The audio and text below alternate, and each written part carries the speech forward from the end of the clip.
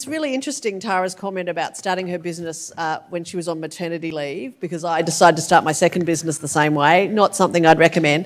But a very good segue to introducing Lynnette, who didn't even take maternity leave, who took her son to work, and he was in the bassinet under the desk while she was working. So I've known Lynnette for a long time. She's a serial startup entrepreneur.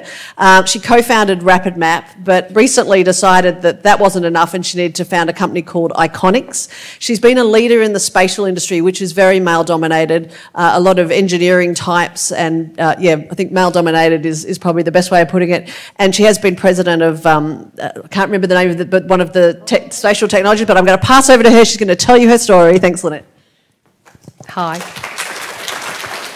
Now, can you hear me okay? Because I couldn't put the lapel thing. I didn't wear a belt today.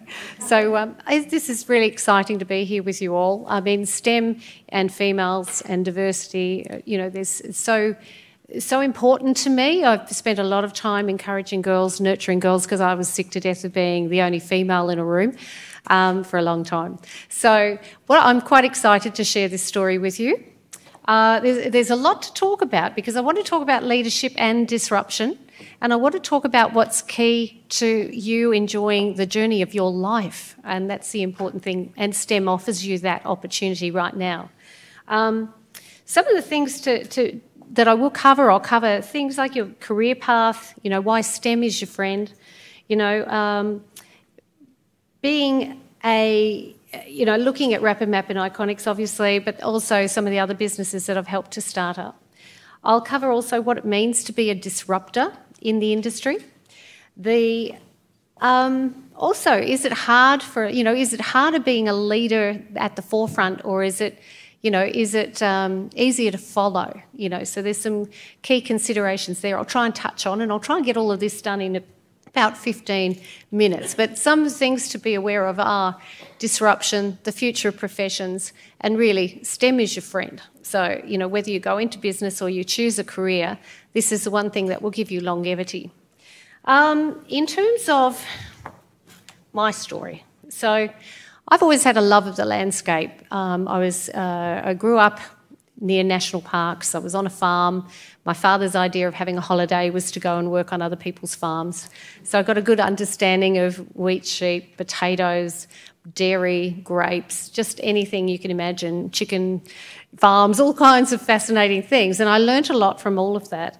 I also had a love of science. My father was a builder, and I loved to understand how things worked. And I used to help him, build machines. I helped him build houses, and I understood the fundamentals. And I was this right-hand man. I was his little second son. I was his boy.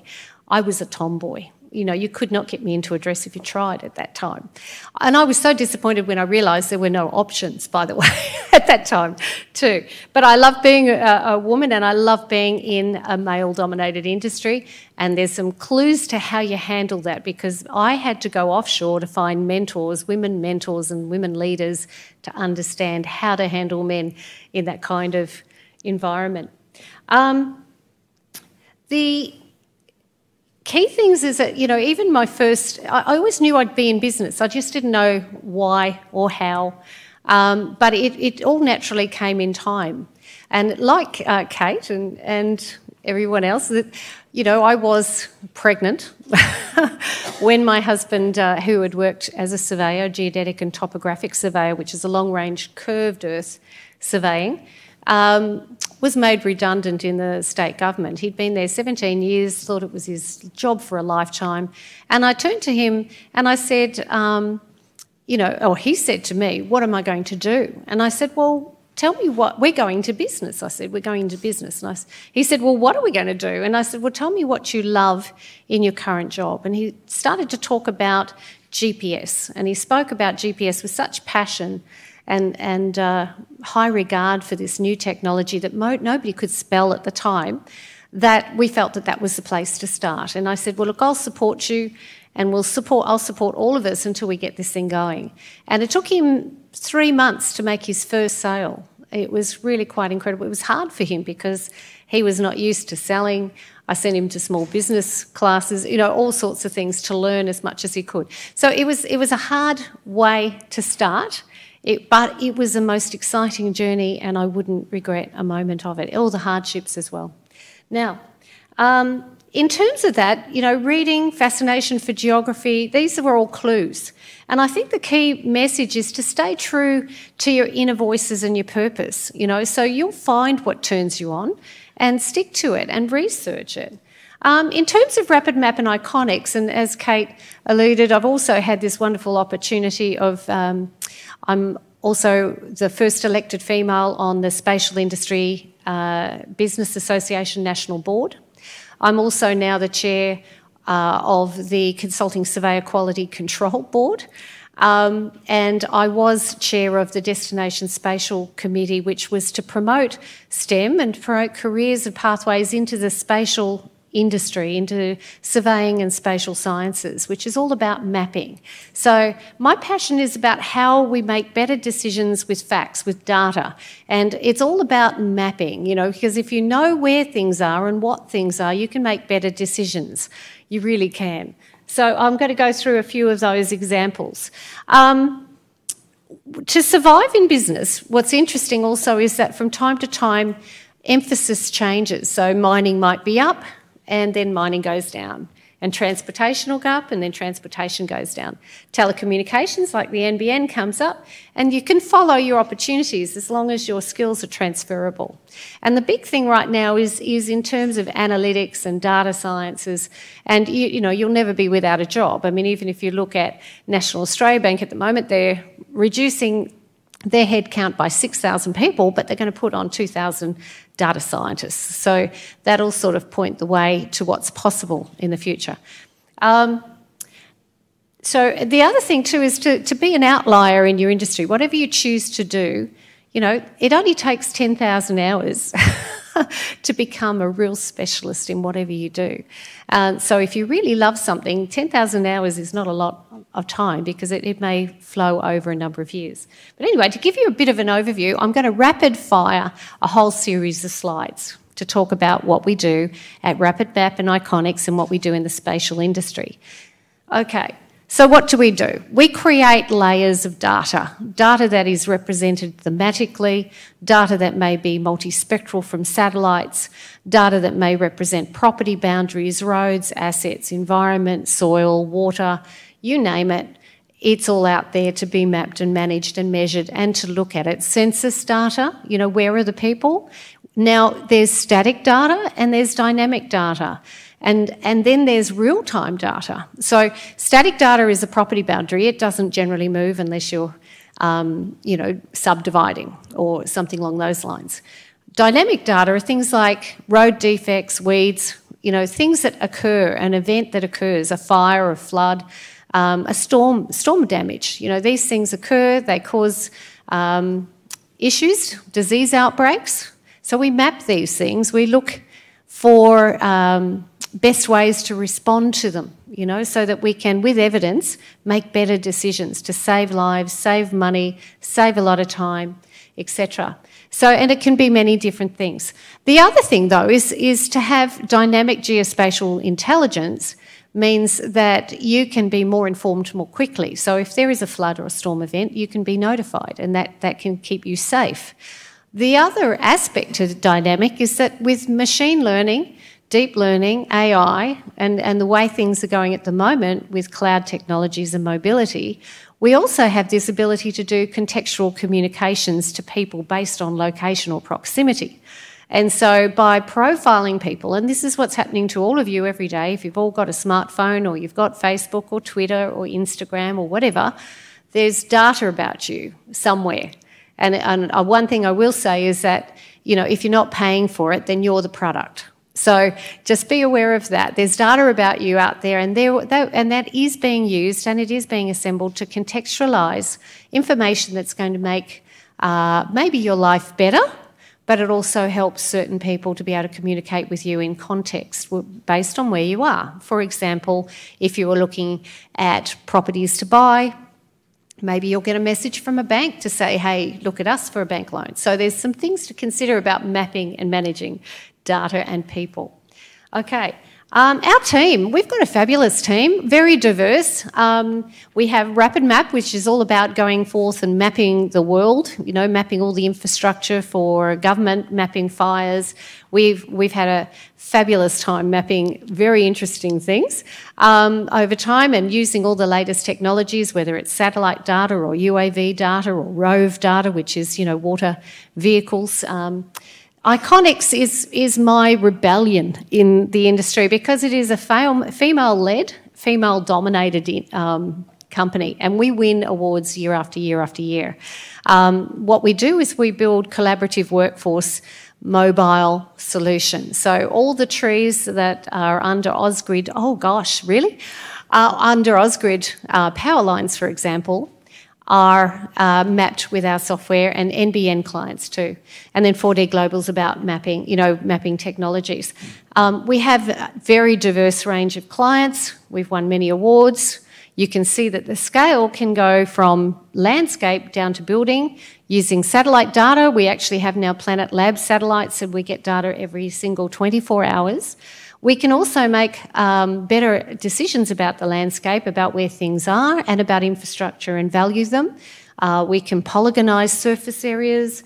We can map drainage infrastructure and manage and calculate hydrology so that flooding events can be avoided and areas that are developed won't impact downstream. We create fully connected ones. We innovate technologies so that every 5 metres, for example, we could be inspecting footpaths and identify with voice, you know, voice recognition where there's defects, and then with deep learning be able to compare year upon year about change, so change detection.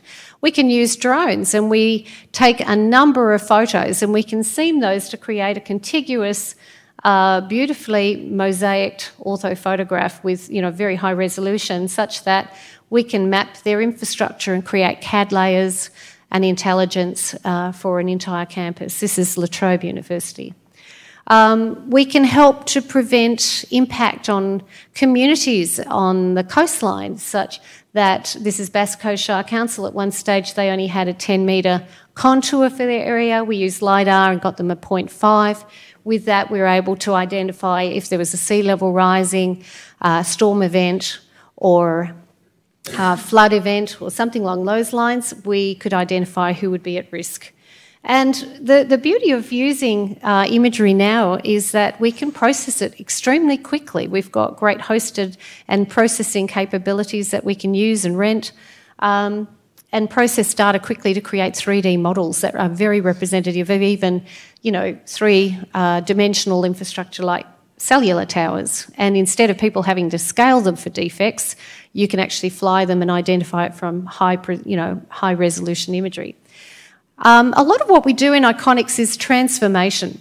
It's moving people from paper to digital and then being able to create a collaborative workforce using cloud and mobile, big data and analytics, you know, to keep people informed and keep efficiencies up. So it's really driving service delivery. In the NBN space, we work across, you know, planning and design, design validation, deployment of staff, completion of the work, you know, the construction, and then the maintenance. You know, so it's all about a collaborative workforce. Okay. So mapping gives you a lot of insights, and it helps people to be able to manage things that they are responsible for remotely, you know, their defence bases and hydrology and irrigation or agribusiness, etc. So being a disruptor, disruption is all around us. Being a female in a male-dominated industry is disruptive, I can tell you now. It is important for you to embrace change. It's going to come anyway, whether you like it or you don't. Don't forget also generational transformation.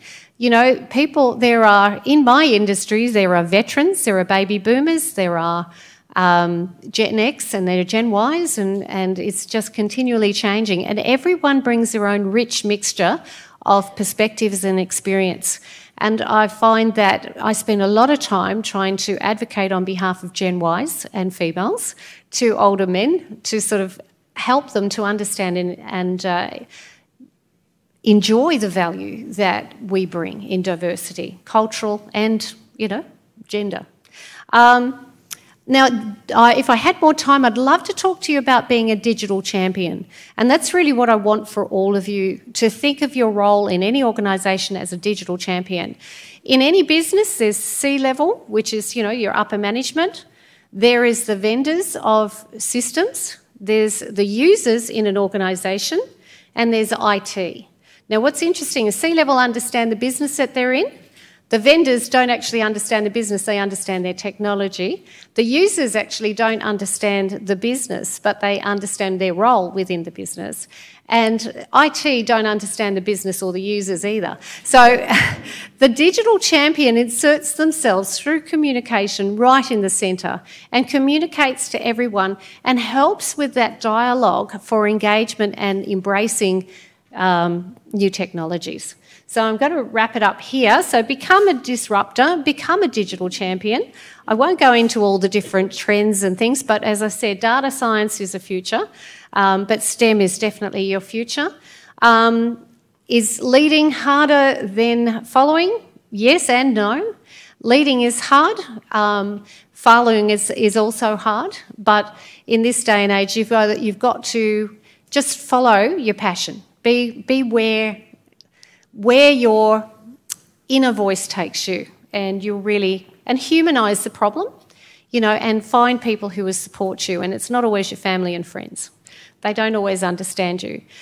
Dealing with self-doubt, try and find people of your own species. Business people mixing with business people is much more effective than trying to talk to anybody else sometimes. So find and seek out mentors. Now, the bit of advice I want to give you, just in these last seconds, is I had to go offshore. I was the Director of Spatial Technologies for National Geographic Society. My president, Fran Marshall, was a woman in a male-dominated industry too. And she was able to tell me and show me that the way you manage men is with evidence, not emotion. Just stack up your facts, present the logic, be calm and cool and firm, and you'll be there, okay? So, okay, I want to thank you. There's one last thing I want you to know. Integrity is also key. Your name is your brand. Do not ever do anything to compromise your integrity. If you've made a mistake, own up, take it on the chin and work with everyone, and people will respect you. So don't try to hide it. Just remember your name's your brand, and that's a really, really key thing to be aware of. Enjoy your journey, enjoy your life, and I'm looking forward to meeting you later during the day. Thank you.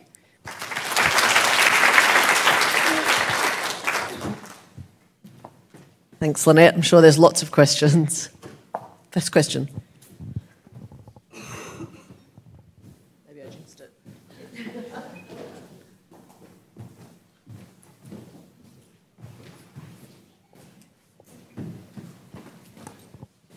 Hi, I wanted to ask about, part of what you said was that you digitize information, you move it from paper to technology. Are there any adverse impacts? Obviously it would be easier to access, so are there privacy concerns around that? Governance, data governance and privacy is a really key and very, very important thing. You have to manage those aspects. When you're dealing with asset data or environmental data, then that's not such a problem. When you're dealing with personal data, such as a disease outbreak, yes, it has real ramifications, and you have to be very careful and very strict about how you handle that information. So, yeah, always observant of the type of data. Data quality is really, really important to us, because if it's not good data, you can't get good reports or analytics out of it. Thank you.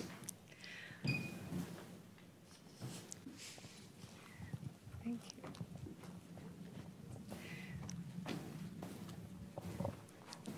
you. Anybody here interested in mapping and geography and the landscape? Yes? Oh, good, good. Thank you. So my question kind of relates to that. Yes. Is how do you it's amazing technology, and I think it's going to open our eyes to see all this data in one place. It must be amazing to see it. So you've had an insight into that. How do you see this sort of technology changing how we do things? Have you got a story you could tell us about how it's already impacted the world? Well, it's impacting in many different ways. We are so much more empowered now with the data that we can collate and use to make better decisions. In the 90s, I was working very heavily in emergency services. When I went to the States, that was seconded into National Geographic for Homeland Security, Critical Infrastructure and Counter-Terrorism. So the intelligence sector uses this kind of data all the time. When we were talking about personal information, yes, there's personal information, but there's also anonymised information, which is your phones don't have any personal dialogue, but they can track sort of characteristics associated to your phone. And there's, you know, so that can be mapped dynamically as well. It's very interesting. I don't do that personally, but I can see that coming too. The UAV space and drone space is quite interesting because I see a future where we'll have roadways in the sky where things are being delivered, and that has to be mapped and managed as well. So there's, and then of course there's data analytics with deep learning, machine learning, with AI. There are so many trends in how we're going to be able to automate processes, which means that the future of professions is pretty bleak for most. And the only way to protect yourself is to be in a profession that really can't be replaced by artificial intelligence. Okay. There's someone else up there. One more.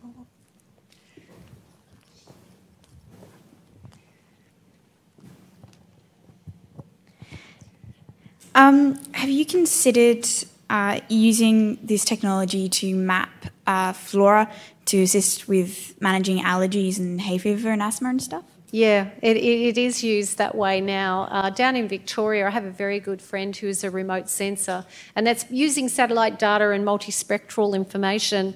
We can identify certain vegetation groups, and we can monitor those sorts of things for when it's going to release certain pollens. So that storm in Victoria and Melbourne, which was a very deadly storm, you know, they're expecting another one this year at this stage. So you also, you know, you can map and understand where it's going to be coming from. Thank you. Thank you very much. I think yes, thank you. Can I get my student helper?